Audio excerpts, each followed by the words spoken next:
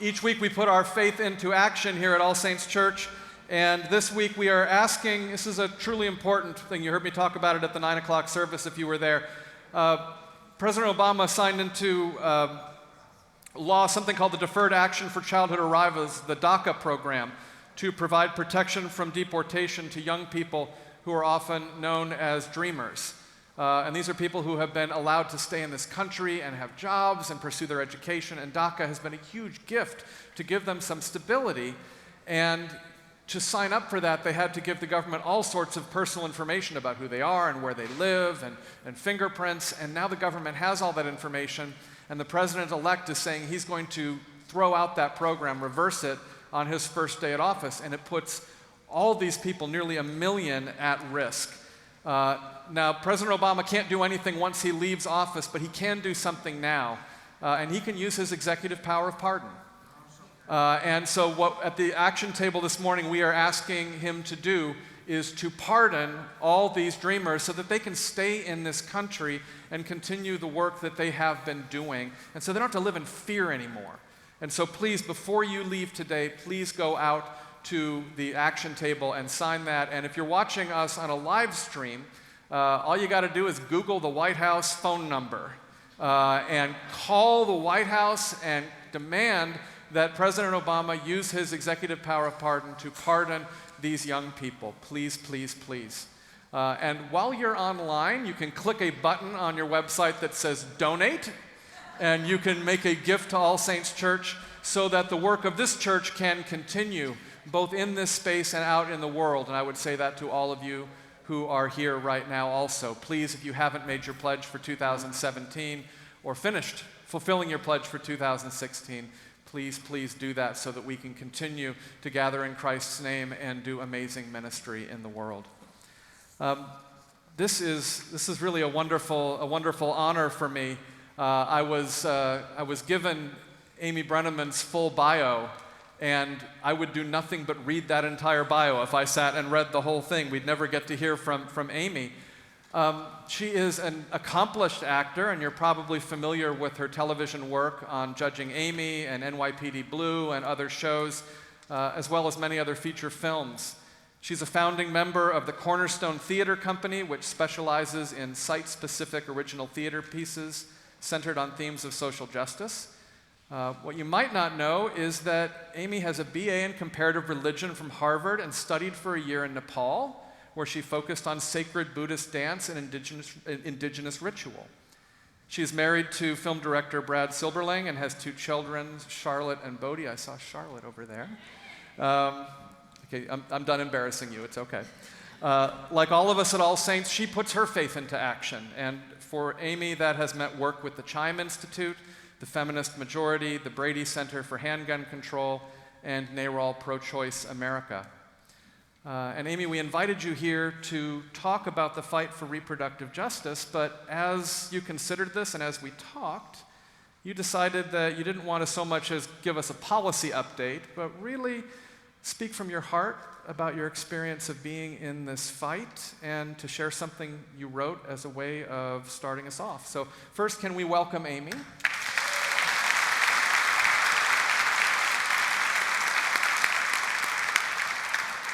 And then I'm just going to invite you to introduce the piece that you came here to share, and then we'll just kind of go from there. Good. So please. Well, thank you so much. Truly, it's like for me, for all of us, I think knitting up the different interests in social justice piece and spirit piece in one stew is such, it's literally makes me feel whole. It's like, oh, those different pieces all come together. And I want to thank Juliana, wherever she is, for asking me. I thought, I'm going to speed through this, but this is a piece that I wrote. I was part of, which we'll talk about, I was part of the amicus brief to the Supreme Court for the abortion case, which we won last June. I know, it all seems so naive. But it was quite transformative, and a friend of mine who runs a storytelling series, much like The Moth, asked me last spring to write a piece focusing on some aspect of that experience. So I wrote this piece, and I thought because it involves All Saints and Ed, And again, the knitting up these different pieces, I would just read it. There's some profanity. It's not actually my profanity. It's from my Twitter feed.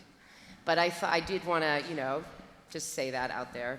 I actually have a potty mouth myself, but I know I'm in. And I'm really convinced that Jesus swore.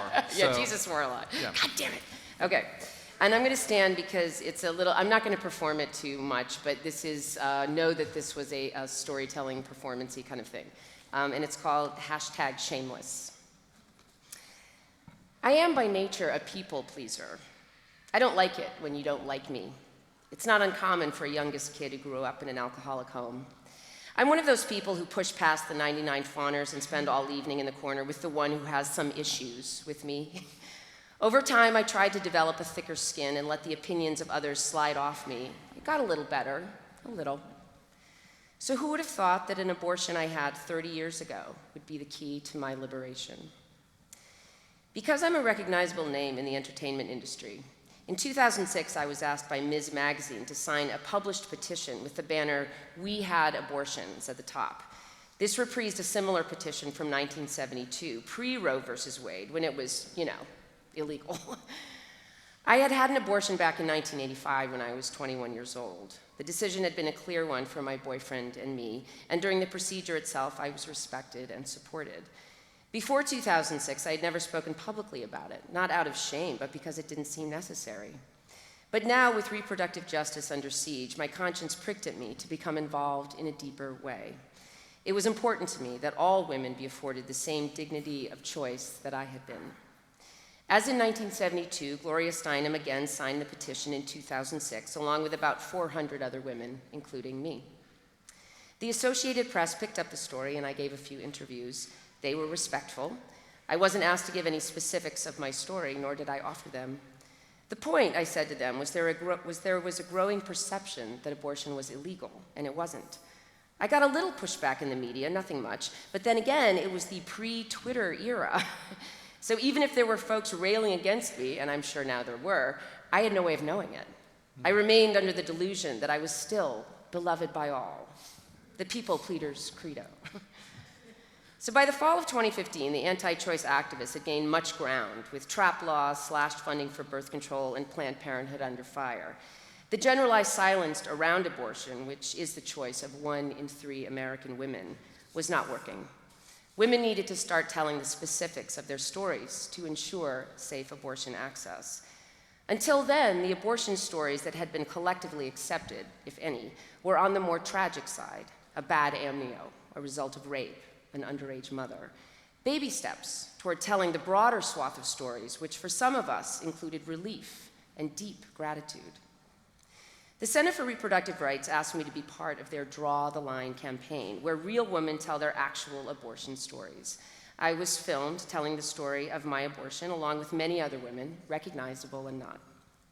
Not long after, I appeared on Huffington Post Live to promote a project, and toward the end, the interviewer pulled up the Ms. Magazine from 2006. I was surprised. I'm not sure what this had to do with the project I was there to promote, but I calmly explained that we seem to have to, still, protect this constitutional right, even now more than in 2006. And then I specified the details of my story publicly for the first time. After the interview, I saw the panicked look on my handler's face, a young and nervy type who worked with my longtime publicist back in LA. Don't worry, I reassured him. I didn't just out myself.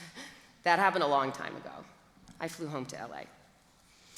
2 days later, oh, God, that's mine. All right, sorry about that. That's okay.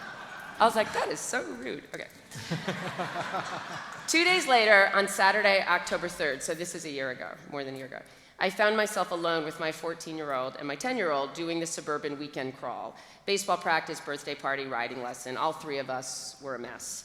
My husband, Brad, was working in Europe for 3 months, and I was flying solo. Bodie and Charlotte melted down. They did. They had had to keep up the brave face with 2 parents working, but now that I was home, they fell apart. Bodie couldn't find a sock. Charlotte didn't want her riding lesson. They tag-team tantrums, old school style, and I struggled not to lose my shit. Without thinking, I habitually checked Twitter to momentarily detach from the tantrums and, of course, to see what was up with Kim Kardashian. You know, the way you do. My stomach turned. It's a real shame that your mother didn't abort you so that you'd know the feeling. scumbag. I put on the Disney Channel and reminded the kids to buckle up. Harlot, whore, bitch. My heart pounded and my mouth went dry, pinpricks in my scalp, breathing shallow, fight or flight, reptilian brain. That human in your womb was murdered. Who's defending that innocent baby? My Twitter feed was a growing infection on a limb, and I could not stop looking as the infection worsened at jaw-dropping speed. Did Charlotte Tucker and Bodie Russell know you killed their sibling? Wow, going the extra mile. Way to do research on middle names. Fucking cunt, burn in hell. So cognitively, I knew better. I thought, these people are lunatics, they live to torture suckers like me, and most importantly, get off Twitter, Amy. But somehow with that level and volume of hate being poured into my body could not turn away. Like a teenage boy tweaking on Halo, my nervous system plugged into this sensory overload for all it was worth. Outside my head, the California sun shone, my children melted down, and I drove 70 miles per hour on the 134. But inside my head, I was being tried, Hester Prynne style, right alongside Goody Proctor. For what, exactly? Premarital sex? Killing a fetus? Then I read, she doesn't even seem sorry. #shameless. Oh, my greatest sin was having no shame. So at that moment, I was genuinely terrified. With my husband in Europe and convinced one of these people was going to shoot me in my bed, this is true, the best thing I could do was retreat. Twitter lay dormant until I ventured cautiously out again, answering only questions like, what's your favorite line of cosmetics? And don't you live for Grey's Anatomy? The skirmish was over, but my body reverberated for weeks afterwards. I was losing my brand as America's sweetheart. So, why did I sign up for more? Why did I say yes when I was asked to be a part of an amicus brief to the Supreme Court case involving abortion access in Texas? Why didn't this people pleaser run for the hills? Clearly, reproductive rights was an issue I felt passionately about, but I think it was more. I think some part of me wanted to lean into this deepest fear of being publicly hated. So I was asked to MC a rally on March 2nd on the steps of the Supreme Court while the oral arguments went on inside. On March 1st, I called my pastor, Ed Bacon. I was honestly afraid of getting close, physically close to the violence that threatened me online. And as Ed preached the gospel of MLK Jr., he was the man to give me advice. We spoke on the phone, of course, pastoral care, LA style. Ed gave me some context and language that my church had been prayerfully pro-choice since 1985, and some other things before our connection started to get spotty. This is all true. One more thing, Ed said. But I can't hear you. It's important to, and remember, Ed, are you in a canyon? I said, love everybody, love everybody. And the phone went dead. Love everybody. What? I was looking for strategies to fight, to convince, to be 2 steps ahead of my opponents. I was looking to protect myself from the batshit crazies who were threatening me bodily harm. Love everybody. But having no other good ideas, I tried Yoda's advice. I stood on the steps of our nation's highest court, and I tried to love the group holding those ghastly posters. I tried to love the folks chanting murderer. I loved the sole abortion provider in North Dakota, and I loved the college girl from NYU, so beautiful, who called to an anti-choice activist, don't worry, when your birth control fails, we have your back. I tried to love the police keeping us safe. I tried to love all the busloads of passionate Americans involved in the sacred duty of showing up. I tried to love everybody, and then suddenly I was loving everybody. And because of all this active loving stuff, I no longer felt like passive prey, waiting for the next attack. It's like I could now sense that behind everybody and their opinions, all of us, myself included, were combo platters of frustration and jealousy and rage and hope. And I felt in my body the truth that when folks preach hate, damnation, and judgment, they no doubt grew up with a whole lot of hate, damnation, and judgment and needed so much love to rectify that. They couldn't hurt me anymore because their rage had nothing to do with me. On the august steps of the Supreme Court, I not only grew a thicker skin, but a softer heart. So the airplane wheels set down in LA the next day, and I boldly switched on Twitter. This time I was prepared and a wee bit curious. This time, as I read the inevitable cunts, whores, and burn in hells, I pictured the actual humans who were writing this vitriol in front of their laptops, tapping at phones, sending out their cries into the anonymous void, and hoping that I would read them and be wounded. I did read them, but I was not wounded. I was no longer frozen when someone hated me. My mouth was not dry. My heart did not pound. If my worst fear was having people hate me, no better cure than an entire contingent who always will, violently, and there is no way for me to change that. They will hate me, and their children will hate me, and in their cosmology they will cheer my descent to hell, where they will hate me more. And now I was free.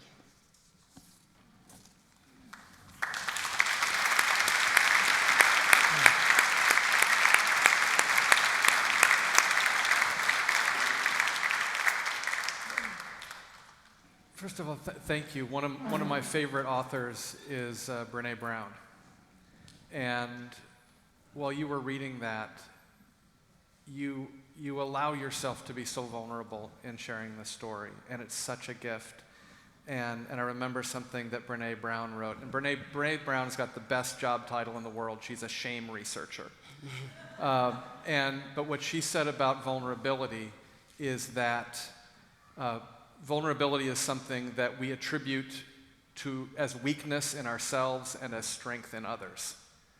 And so when we're thinking about sharing a piece of ourselves and being vulnerable, we have this fear that we're going to appear weak. And yet when we see someone do what you just did, which is stand up and be vulnerable, all we can do is just be in awe of the strength that was there. So can we just say thank you again for that? It was wonderful. It's the model of Christ, is vulnerability. That's what the cross is about. I love that you call this piece shameless, hashtag shameless, because to me that just gets to the core of a lot of what's going on here. And I'm wondering if we might be able to talk about shame for a little bit. And how do you experience shame being used against women, not only in the battle for reproductive rights, but in general? I just think we're still dealing with so much archetype, you know. That's how I experience it, and I know men do too, you know. But speaking as a female this time around on the karmic wheel, it's sort of like, you know, processing what a mother looks like, what a wife looks like, what a this or that looks like. And I think what's interesting, and I may have written this to you, but there were I could have written sort of a lot of different things about this experience, which really was transformative, none as much as Ed's directive to me and what that did and continues to do. But I had many women, sort of, you know, baseball moms, like moms that I know, come up and whisper to me and say, I feel fine about my abortion too. I never knew you could just talk about it. And I was like, this is weird. We're not whispering about brokenness and dysfunction. We're actually ashamed that we're mentally healthy. Yeah. And okay with ourselves, you know? And I do think, you know, Katha Pollitt's book Pro is really a great read for anybody that hasn't read it. And she calls it, you know, because the numbers are squarely in the pro-choice side. I mean, 7 out of 10. Really interesting. So 7 out of 10 Americans believe in a woman's right to choose. 1 in 3 American women have had an abortion. So when, you know, politicians or whomever says, I don't know anybody, it's like, well, it's either your mother, your wife, or your daughter. Like, it's like 1 in 3, you know. 6 in 10 women who have abortions are already mothers, which is an incredible statistic to me, you know. So we know what it takes to be a mother, you know. And if you, whatever your situation is, emotionally, financially, whatever, you don't feel like it's not the right time to become a mother. So I think there's a whole lot of mental health out there, and I think it drives certain people bananas. Mm-hmm. That this has always been part of family planning, always will. Jamaica Kincaid wrote this beautiful thing of like, whether or not it's true, it was sort of like this vision of such a beautiful vision of her village, her mother in the Caribbean and her friends, and every once in a while they circle around one of their friends and they drink some dark liquid and they sort of take care of it, whether or not that's actually true, and I do not want to make abortion illegal again, but the idea that we know. And I also said to my husband Brad, next time it's so ironic because he isn't actually here today, but I said next time I get up there to talk about reproductive rights, really important that you come with me, because it's family planning, and most of the men that I know are intimately involved. If it's in the context of a family or marriage, we take the lead because it's our bodies, it's our instinct, but very much it's not just the same way Black Lives Matter involves people that are not black, like reproductive rights involves people that are not women, and until we start cross-pollinating, I think it gets sort of segregated in not a great way. Yeah. Where do you think shame gets its power? The shadow, I guess. Yeah. I mean, I think there's a fair amount of work. I've done my work and I've been supportive. Supported, sorry. So it's always a journey, I think, to be able to speak more publicly with ease about something. And there's a process to anything, but just personally, the more I find a safe space to say something out loud, that is certainly, whoever that is, then it's out, and then it literally exists outside of your body. I'm also a storyteller, I'm a screenwriter, so I'm like a big believer in it's not even mine anymore, it's a story that we need to process. So I think it's the shadow, and then I also think in this particular case, I think the pro-choice folks, I think that's why this whole movement of the specificity of stories. I sat down with Nancy Keenan, who ran NARAL for a long time, and this was years ago, and I said, why do you think the marriage equality movement has moved forward and we really are retreating in terms of reproductive justice? And she said, well, we've thought a lot about that and done all these surveys. And as you probably all know, marriage equality gained traction when people started telling their specific stories. Right. So somebody that couldn't be at the bedside, abortion was still in this weird, I'm pro-choice, but it's here's what it is. This is what it looks like, And until we kind of find our way to do that, it'll still be too vague. And the I think the pro-choice people sort of, it's like the rare, the tragic. So those of us that were wildly relieved, it's oh, I guess we're not supposed to feel that way. I guess. Yeah. And so it really is about claiming your story, the same that we would hopefully be able to claim any other piece of our story. Right. And to say, this is my life, and I made the decision that was best for me, and that's something I feel good about. Right. And I think that it's interesting. You talk about the shadow. Is the shadows are strongest where the potential for light is the strongest. Right. And so there's such power in that story. And because of that, there is such an incentive for others not to have you tell that story, not to have you feel that pride. Right. It strikes me that the advice Ed gave you it's not just good advice in general, which it is. It's great advice in general. But specifically for this situation, it was absolutely brilliant because there is a silencing piece to shame. And you talked about it gave you something active to do so you weren't just passive. And had you thought about sort of active loving in that way before? I hadn't, but I think I wrote to you, as an actress, this is anybody that performs knows this, right? If you don't have something to do or even think about, you feel terribly self-conscious. I mean, after all these years, I get a script, it's I don't know what to do, and now I'm listening to how my words sound, and it's hell, right? But then a good director said, oh, you know what, you're actually, I'm judging Amy, Tyna and I used to stuff, we literally would stuff an entire turkey. We would be doing so much that the words tumble out and it sounds like a human being. So when Ed said that, I was oh, it literally gives me something to do. So when this person is literally shouting in my face, I get to do something too. They're hating me, I'm loving them. And then it allowed my natural curiosity about humans. I think as a storyteller and an actress, I'm super curious about people and different kinds of people. And rather than being frozen, that thing of they're not, and I did, by the way, the rally was, one thing that happened too is So you start planting your flag at like 5:30, I think. So by the time I got there, it was about 8:30, and I said to my people, I was like, so is it really intense? They're like, no, it's actually very joyful and exciting. And so the anti-choice folks had gotten there, but they were actually a smaller contingent. So they were sort of a little nucleus that had these horrible posters, but we actually surrounded them. And there was a lot of love. I mean, on our side, honestly, like a lot of playfulness, excitement, love. Like was not like this. It was very different than I pictured it. So, so that sort of fed into Ed's advice too, of like, don't assume this is going to be a fight. And then also, my own therapy, 12-steppy work. It's like I don't have to convince them. I just have to love them.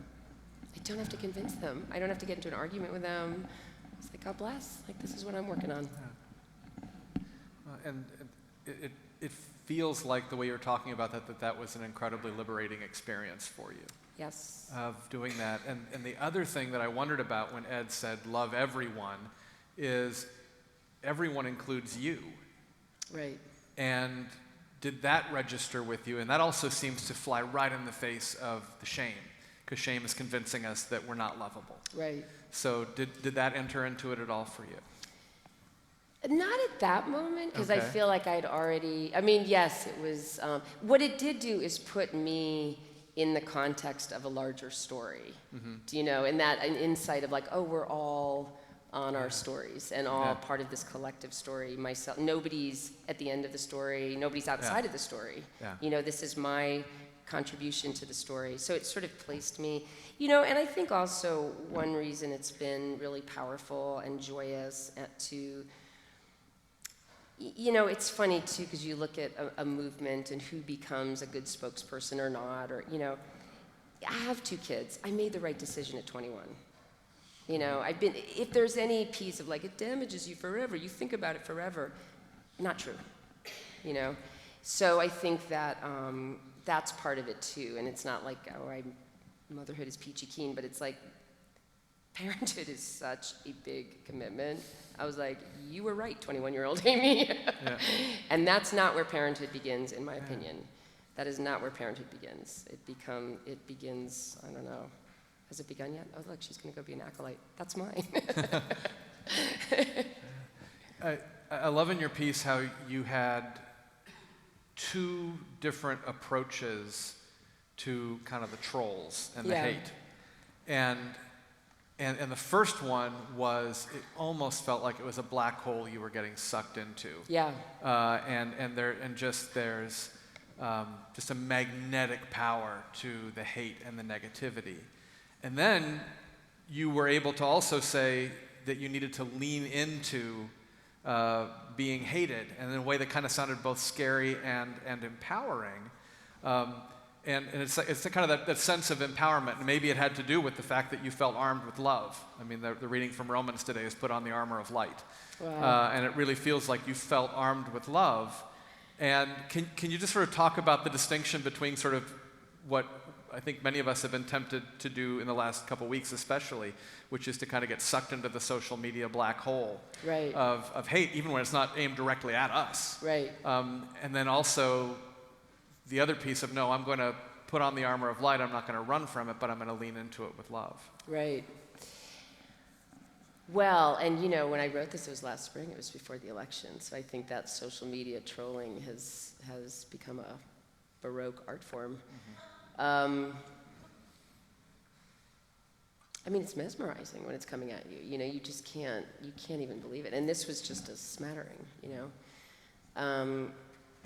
But you know, truly, I am like that has been my journey on this planet, among other ones. But it's to withstand being disliked, having a differing of opinion, not run around trying to make sure you're okay. So I thought, oh, what an interesting opportunity. And I also thought, I don't want to be afraid. I actually don't want to live in fear of people. And then also you click on these guys and women or whoever they are. I mean, I know it's a very organized thing, but the really ugly stuff, you click on it, it's like they got like 7 followers. Do you know what I mean? They're really lonely. They're super lonely. They're mad. I don't know. They have so much need, you know. And I'm like, oh, wow, you know. How you doing, baby? I don't know. Yeah. Well, I also shared with you this really interesting story where, is it too long? No, go. Okay. Go. Which was sort of, again, this in the springtime when I kind of was having different insights about this. And this really does speak to All Saints, so this one troll was like, Jesus hates you, and you're going to go to hell, and it's all this Jesus stuff. And I was, usually I don't, and then I was like, I can't take it anymore. And I was like, Jesus and I are doing good. We're good. And then he went nuts, but then other people were like, thank you.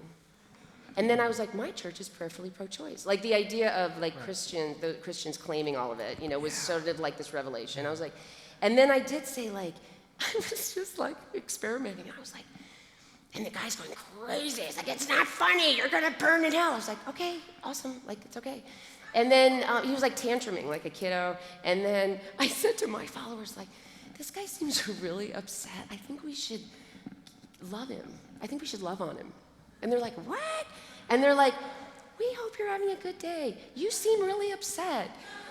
The guy's going nuts. It's like midnight. I'm like, I actually got to go to bed. And I got up and I said to my husband, like, I feel like the soul of Christianity is being waged on my Twitter feed right now. Like, I mean, there is so much ancient baggage, like shame, hell. I don't really even know what you mean by that, but okay.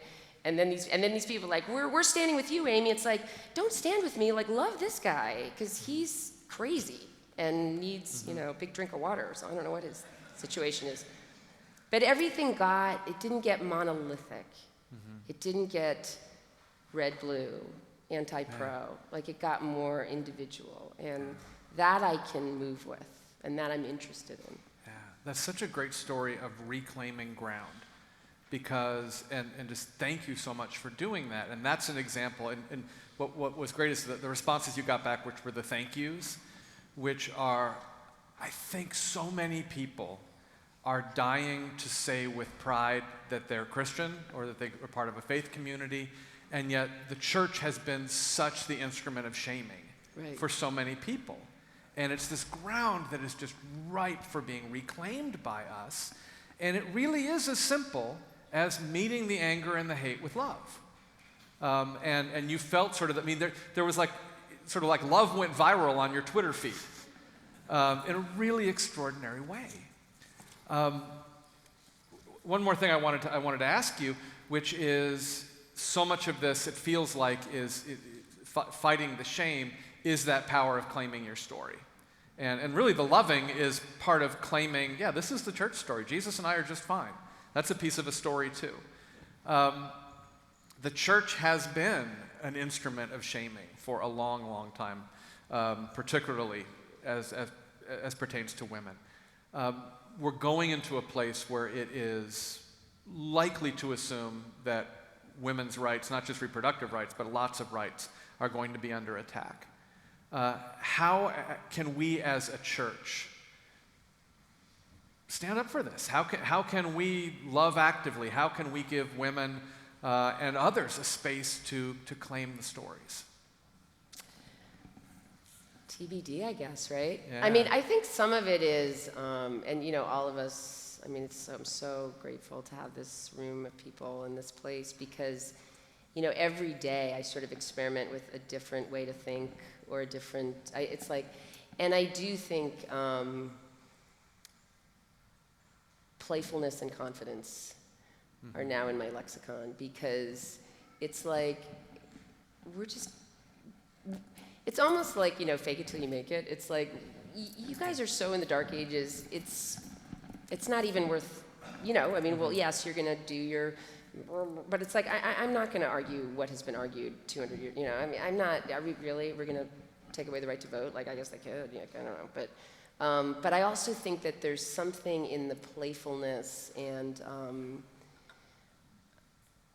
rather than getting down to a certain level, I think that's what I'm trying to find. It's like that, so the reptilian brain comes up, or the combative piece, right? And it's like, and it's like, if you're like, I'm good, it's like, like this doesn't have anywhere, it's like, fighting with a drunk person.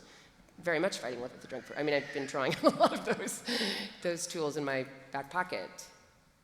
I don't want to have this kind of discussion with you, and I'm not going to have it on social media. You know, we can disseminate information and create support, but, and I think that sort of rising above, not in a snooty way, but in a confident way, and there's places to go, and people, you know, it's sort of, that's a sort of vague answer, but I do feel like, for me personally, and I've been so blessed. You know, my dad, who recently passed away, was a feminist. I mean, my mom was a feminist, but my dad was a feminist. I come to this work by the grace of God, not because I'm damaged, but because why wouldn't I want to have my daughter, you know? So I do, for me, sometimes in the repro rights movement or women's stuff, if there's too much anger, that's not really my way in, although it's a very important way in. So I think finding my own style, and for all of us to find our own style with it. And there's just amazing men out there, too. My dad, years ago, I was in New York visiting them, or New York area, and I was going down to D.C. to speak at a feminist majority, Planned Parenthood, neighborhood, big, 1,000 people. And I said, come down with me. And my dad's like, I'm going to be the only guy there. I was like, yeah, no, you're not. And he almost was. And I got up there and I said, we got a problem. Mm-hmm. We got a big problem. Because until we join, and until all those amazing feminist men, and we got a problem. Got about 2 minutes left. What do you want to leave us with? What's the last word you want to leave us with?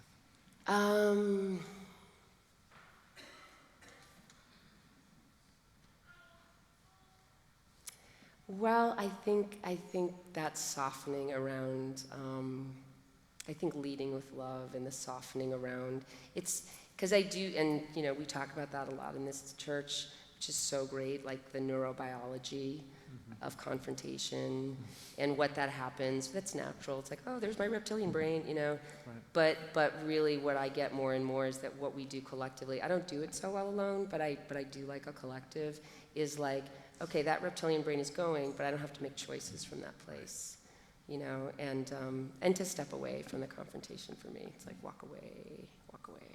It's a long game. That's the other thing is, and I was a long distance runner for years, and whenever it's like, oh, I'm actually not a sprinter by nature, it's a long game. And you can step back and not panic quite every day, because then my adrenal system will burn out. Well, thank you very much, and thank you for honoring us with your time and your story. Thank you.